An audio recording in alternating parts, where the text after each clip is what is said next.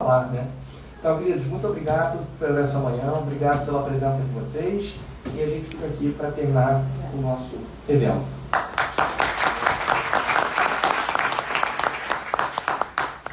Obrigado, professor, excelente.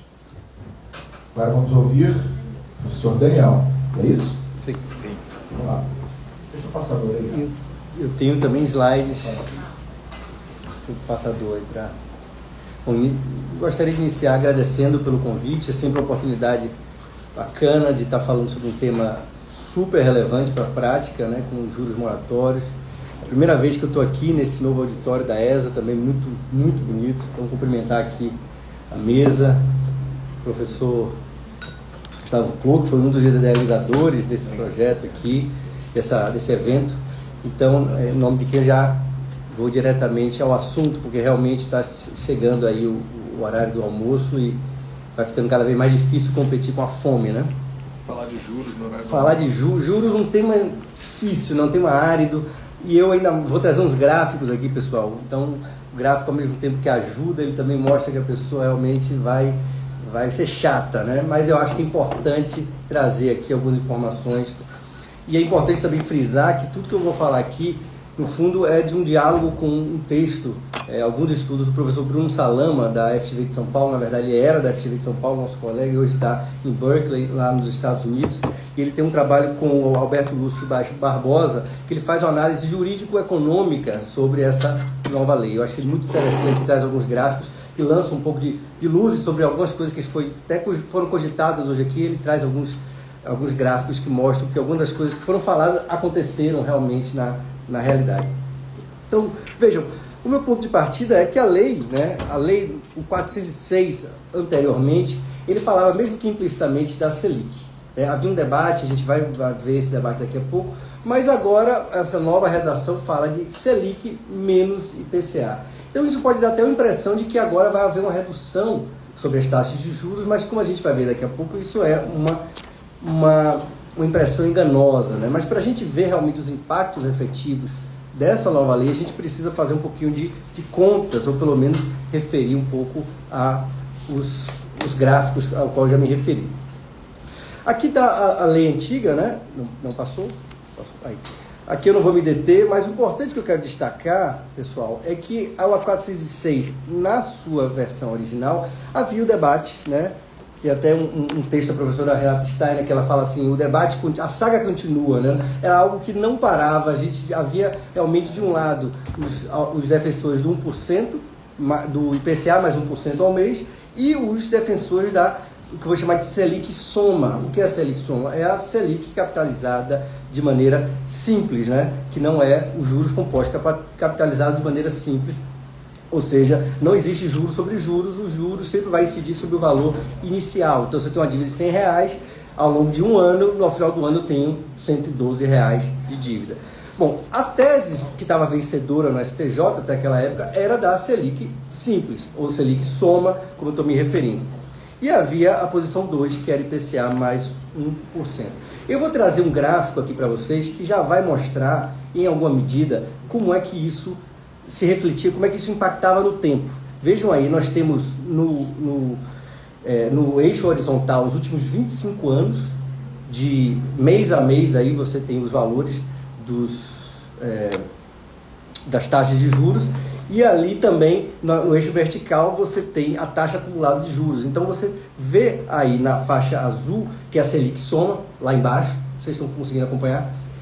Ali, a faixa cinza é o IPCA, e você tem a faixa amarela, que é o IPCA mais 1% ao mês, e depois, ali, para motivo de comparação, a Selic Multi, que seria a Selic com a capitalização a juros compostos. Então, o que a gente pode analisar? Esse gráfico traz alguns dados interessantes. Veja, num primeiro momento, você vê que tem 3 momentos ali. Né?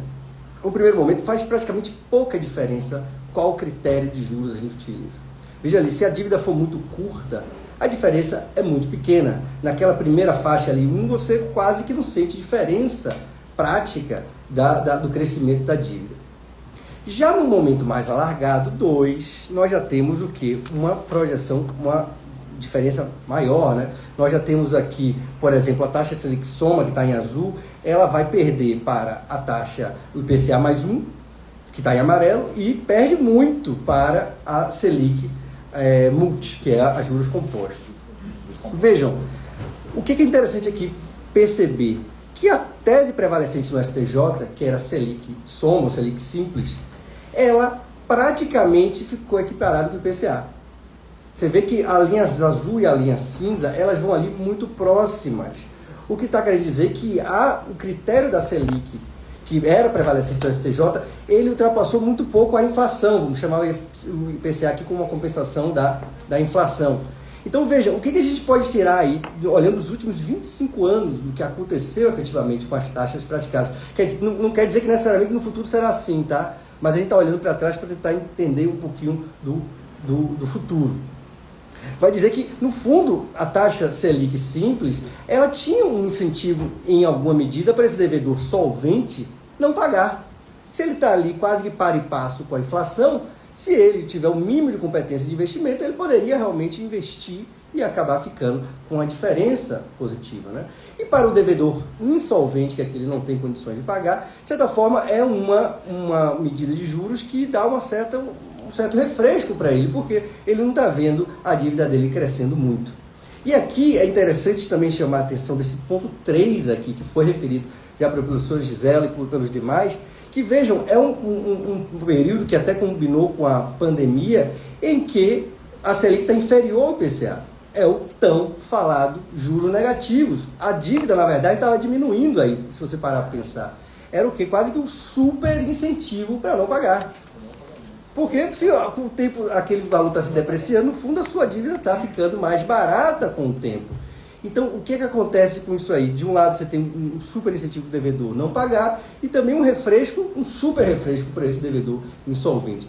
Vejam que nesse ponto aqui até gerou, eu me lembro na época da discussão, é Selic ou é IPCA mais 1%? Eu sempre fui daqueles que entendia que, pelo texto do 406, era o IPCA ou era Selic simples, que era uma referência indireta à Selic. Só que eu sempre falava para os meus interlocutores, a não ser, eu acho que o único caminho aqui é ver a inconstitucionalidade dessa norma. E para mim foi uma surpresa muito agradável ler no texto do Bruno Salama, ele mostrando, com base nesse ponto 3, começar a ensaiar a determinação da inconstitucionalidade da taxa Selic simples, como era prevalecente do STJ. Por quê? Porque no momento que você tem uma taxa que está inferior à inflação, você está violando o quê indiretamente aí? O direito de propriedade, pessoal. No momento que você tem um super incentivo a que não seja pago, você acaba, de uma maneira indireta, você tem o direito fundamental à propriedade sendo violado aqui sistematicamente. Mas, de fato, é um período, né, o 3 aí foi um período excepcional e que correspondeu ao período de pandemia em alguma medida. Mas vejam como o gráfico ele é interessante, porque, de certa forma, por isso que eu fiz questão de trazer esse estudo, eu não fiz esse gráfico, tá, pessoal? Estou aqui me valendo realmente do ombro de gigantes, para poder mostrar que realmente muito do que foi falado aqui se verificou na prática, né? E o que nós temos agora? Vamos lá, vamos passar para frente, né? Que agora isso foi o olhar para o passado, e aqui nem o passador quer passar. Vamos lá, deixa eu passar aqui. Isso tudo eu já falei para vocês. O mais importante era ver o gráfico realmente. Vamos agora para o juro legal sobre a nova redação do artigo 406. Isso já foi falado pelos meus colegas mais de uma vez, que nós temos o que? Agora a Selic menos IPCA. Isso é o que está dito na lei. Agora, não está dito duas coisas fundamentais. Primeiro como se vai se dar essa capitalização? Ela é juros simples ou juros compostos? Vejam que a gente acabou de mostrar que juros simples e juros compostos dá uma diferença brutal, né? E aí? Aparentemente isso vai realmente ser dito pelo Conselho Monetário Nacional, não foi dito ainda.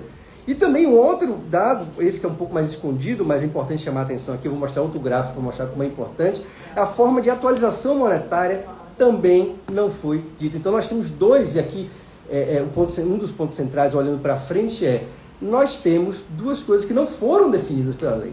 A forma que se dá a capitalização e a forma da atualização monetária. Eu vou me deter aqui em 2 slides para falar um pouco sobre a forma de atualização monetária, porque ela é um pouco mais encoberta. A ideia da capitalização por juros simples e do composto já está mais no senso comum, mas essa aqui precisa só gastar pelo menos algumas frases aqui para a gente poder entender. Mas também não é o foco principal. Como é que se dá? Você tem 2 formas de atualização monetária, chamada acumulada ou separada. Como é que se dá acumulada? Veja, pegando aqui um exemplo, a melhor forma de explicar é através de exemplos de uma dívida de R$100 em março de 99. A inflação nesse mês estava 1,1% e a Selic estava 3,33%. Se a gente for fazer uma atualização acumulada, a gente vai incidir 1,1% sobre 100, vai chegar a 101,10 e vai jogar a Selic sobre esse resultado 101,10, que nós vamos ter o resultado final 103,33. Ou seja, são duas incidências sobre um valor que vai subindo 2 vezes. Como é que seria a separada? Vamos ver aqui o slide agora. A separada, o que vai acontecer? Você vai incidir o mesmo exemplo, né?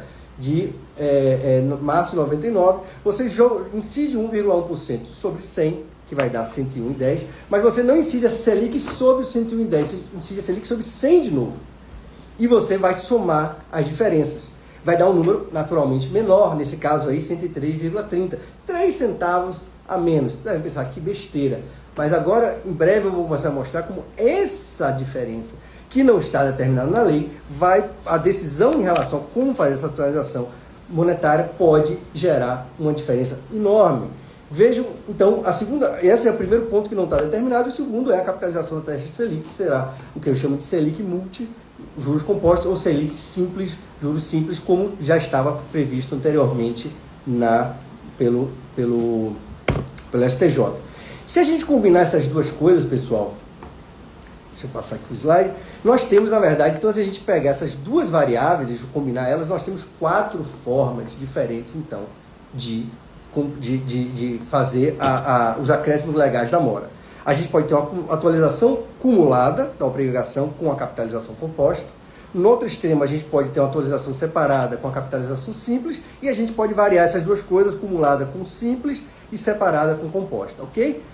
Vou jogar isso tudo num slide que foi preparado pelos Bruno Salame e seu coautor, e vejam aí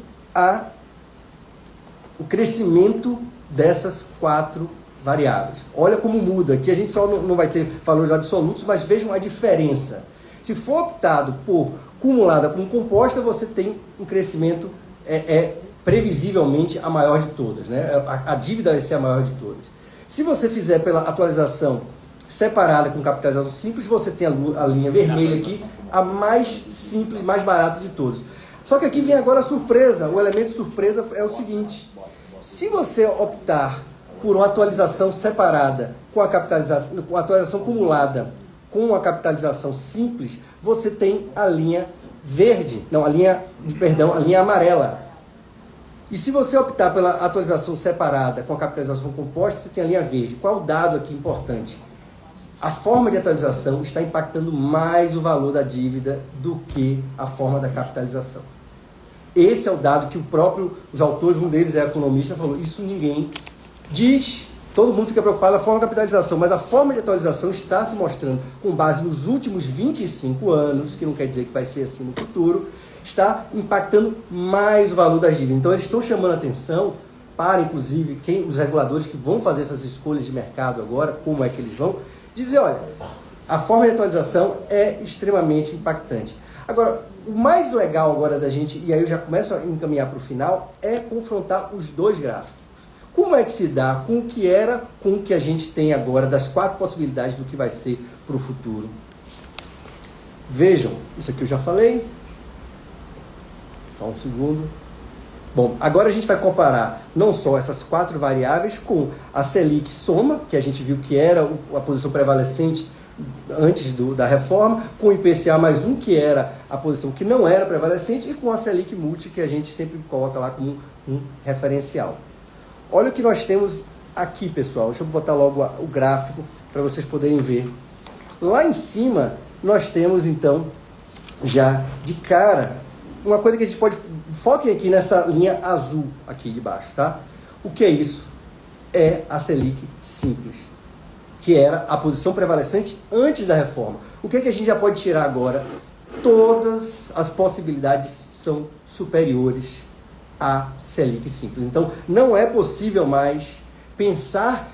Como é que eu comecei minha palestra? Parece que os juros de mora agora são inferiores, né? Porque agora é Selic menos IPCA. Mas quando a gente joga nessa variável aquelas duas formas, tanto da capitalização quanto da atualização, a gente vê que qualquer caminho que se siga, você estará acima dos juros que eram computados antigamente, porque era a Selic, capitalização por juros simples. Então, isso é o primeiro dado. Para onde quer que a gente siga, a gente vai estar com base em uma correção, um juros de mora mais caro, né? Aumentando. Outra coisa que é importante chamar a atenção, que se a gente jogar a atualização acumulada, vamos agora para o outro extremo, lá em cima, a atualização acumulada com a capitalização composta, ela fica, que é a trilha pontuada, né, roxa lá, ela está acima da Selic Multi. É a maior de todas. E agora, se a gente também falar da atualização separada com a capitalização simples, né, ela fica abaixo da tese vencida do STJ de IPCA mais 1, que é essa cinza aqui. Então, essa vermelha está abaixo do STJ e as outras duas estão acima da posição do STJ, que foi a vencida no regime anterior, que era do IPCA mais 1. Então, vejam como, em geral, nós estamos caminhando para caminhos em que vai ser mais caro mais uma vez, baseando pelo que aconteceu, pessoal, baseando pelos últimos 25 anos, nós temos uma tendência a ter uma projeção de juros de mora sendo mais caros. Então, o que eu, agora já caminhando para o final, o que a gente pode, em termos de resumo e de conclusões, vou passar mais uma vez aqui. A reforma do artigo 406, ela vai eliminar a possibilidade de juros negativos. Por quê? Porque a gente viu que os juros negativos estavam ligados à Selic simples. A Selic simples, sim, havia possibilidade e se mostrou na prática de ser inferior a zero. Com base nesses dados que a gente levantou aqui, essa possibilidade está fora do cardápio. Vejam que outra coisa importante a gente levar em conta, né? Que a magnitude do acréscimo vai depender de dois critérios, duas questões que não estão definidas. Como se dará a capitalização e como se dará a atualização dessas obrigações.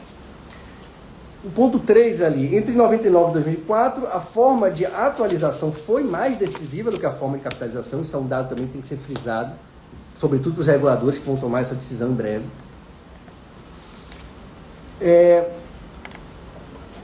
A análise também indica que qualquer um dos 4 critérios estarão para interpretação do novo artigo 406, aumentará o acréscimo da mora e assim reduzirá o espaço para esse devedor solvente que queira realmente não pagar. Só que, e aí eu finalizo com 2 questionamentos finais, aqui eu já coloco aqui. Terá o Conselho Monetário Nacional competência para definir tanto a forma de atualização quanto a metodologia de cálculo? Como é que ele fará isso? Isso, para mim, diante desses gráficos apresentados, são 2 questões centrais. E 2, e aqui eu levanto para também finalizar com uma dúvida que eu também não tenho resposta, será que essa delegação para o Executivo, ela se revela constitucional, tendo em luz nosso artigo 22, inciso 1º da Constituição Federal, que diz que é competência da União regular sobre questões de direito civil? Então, me parece que são questões também profundas e que precisam ser respondidas em breve, para que a gente tenha alguma noção de como se darão a contagem dos juros de mora a partir de agosto, como disse o querido Clô, que é quando a lei passa a vigir. Então, eram essas considerações e eu agradeço bastante aqui pela atenção.